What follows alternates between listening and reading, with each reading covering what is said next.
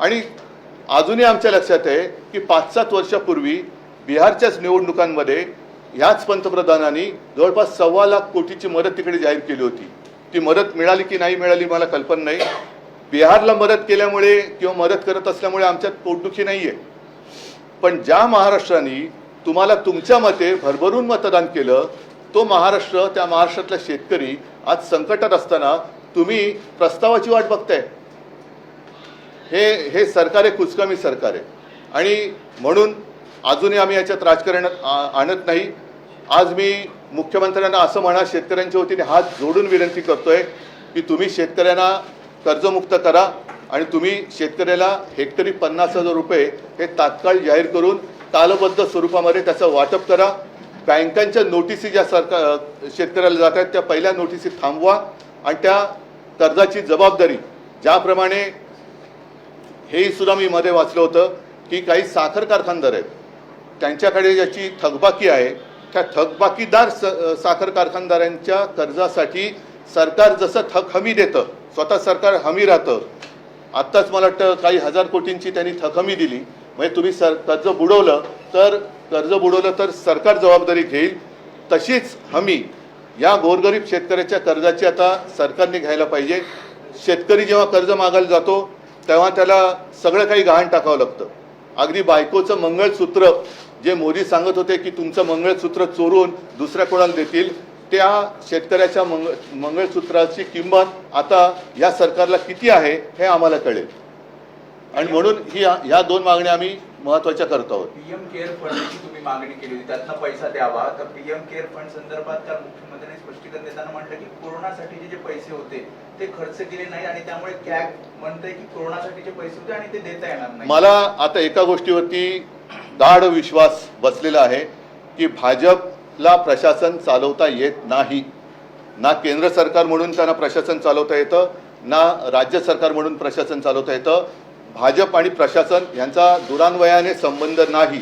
ह्याचं कारण असं, मी याच्यामध्ये अजूनही म्हणतोय की राजकारण आणू इच्छित नाही, पण ज्याप्रमाणे भाजपच्या उत्तर प्रदेशच्या सरकारने गंगेमध्ये जिथे कुंभमेळा केला, ज्या कुंभमेळ्यामध्ये स्नान केल्यानंतर सगळी पापं धुतली जातात अशी एक धारणा आहे, त्या गंगेमध्ये यांनी तिथे मृत्युमुखी पडलेल्या करोनाग्रस्त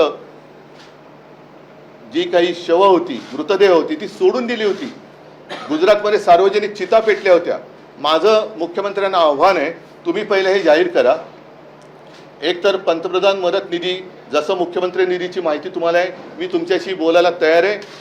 मुख्यमंत्री निधीतनं कदाचित म्हणून मी म्हटलं ना, भाजपला माहिती नाही आहे, प्रशासनाचा त्यांचा सुतराम संबंध नाही.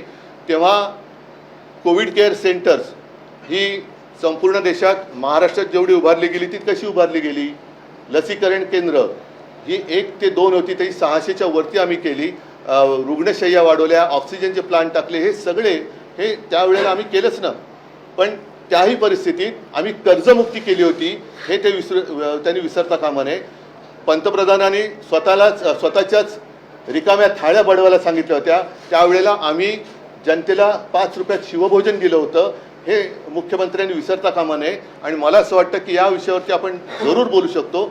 मात्र आत्ता ताबडतोब पंतप्रधान मदत निधी जो आहे त्याच्याबद्दल कोणालाच माहिती नाही. त्याच्यात लाखो करोड रुपये, तुम्ही पैसा कुठून आणायचा हा प्रश्न विचारता तुम्ही, म्हणजे ते. म्हणून मी त्याला उत्तर दिलं की प्राईम मिनिस्टर केअर फंड, काय पीएम केअर जो काय फंड आहे त्यातून हजारो कोटी, आता पंतप्रधान येत आहेत परवा, त्यांनी किमान महाराष्ट्राला 50,000 कोटी रुपये जाहीर केले, तर महाराष्ट्रावरचं, कारण केवळ मराठवाडा नाही, महाराष्ट्रावरचं संकट बऱ्यापैकी दूर होऊ शकतं. नाहीतर मग पीएम कोणाची केअर घेत आहेत? पीएम केअर म्हणजे कोणाची केअर? आत्ताच ते द्या ना. बाकी करोना काळातलं काढायचं असेल ना उणं माझी तयारी आहे. तुम्ही काय केलं, आम्ही काय केलं, याच्यावरती चर्चा होऊ शकते. पण दरवेळेला अंगलट आल्यानंतर फाटा फोडायची मुख्यमंत्र्यांची जी काही सवय आहे, त्याच्यात त्या सापळ्यात मी अडकणार नाही. आत्ता पहिलं माझ्या महाराष्ट्रातल्या शेतकऱ्याला कर्जमुक्त करा आणि त्याला हेक्टरी 50,000 रुपये हे मदत करा, ही आमची मागणी आहे. उद्धवजी म्हणतात, मुख्यमंत्र्यांचं असं म्हणणं आहे की पंतप्रधानांनी सांगितल्यानंतर हा एक विशेष निधी करण्यासाठी राज्याच्या मुख्यमंत्र्यांना परवानगी मिळाली. आणि त्यात आणखीन एक सांगतो, त्यात नाही ऐका, त्यात एक सांगतो त्या समजा 600 कोटी जमले असतील, आणि आज त्याच्यात ते त्याच्यात वाहनाविना- एक मिनिट ना, त्याच्यामध्ये भाजपच्या सगळ्या आमदार खासदारांनी सगळे पैसे हे PM केअर फंडात दिले होते. त्याच्यामुळे देवेंद्र फडणवीसांना मुख्यमंत्री, महाराष्ट्राच्या मुख्यमंत्री सहायता निधीबद्दल बोलण्याचा अधिकारच नाहीये. तुम्ही पुढे बोला. नाही, पण आता एक दुसरा विषय आणखीन असा आहे की परत एकदा हिंदुस्थान आणि पाकिस्तानचा सामना येत्या रविवारी होतोय, म्हणजे उद्या. हा निर्लज्जपणाचा कळस झाला, बेशर्मीचा कळस झालेला आहे. एका बाजूला आपल्या सैन्यासाठी सोलारचे टेंट बांधून देणारी टेक्नॉलॉजी देणाऱ्या सोनम वांगचुक यांना देशद्रोही ठरवलं जातं, त्यांना अटक केली जाते, रासुकाखाली अटक केली जाते. आणि जो देश आपल्या देशामध्ये आतंकवादी घुसवतोय, म्हणजे खरे अतिरेकी ज्यांना जे घुसवत आहेत त्यांच्याबरोबर हे क्रिकेट खेळत आहेत, हे यांचं देशभक्तीचं ढोंग आहे.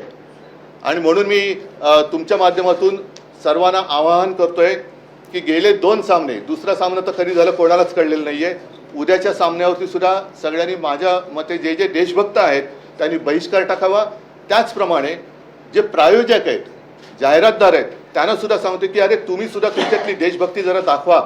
तुमची उत्पादनं ही आपल्या देशात होतात, तुमच्या उत्पादनासाठी सगळ्यात मोठी बाजारपेठ ही आपला देश आहे. त्याच्यामुळे तुम्ही सुद्धा देशाचा जो शत्रू आहे त्याच्याबरोबर खेळण्याच्या सामन्यामध्ये कुठेही स्पॉन्सरशिप देऊ नका, हे मी त्या प्रायोजकांना सुद्धा आवाहन करतोय. आता isakal.com आहे देशातील नंबर 1 ची मराठी न्यूज वेबसाईट. प्रत्येक अपडेटसाठी isakal.com ला नक्की भेट द्या.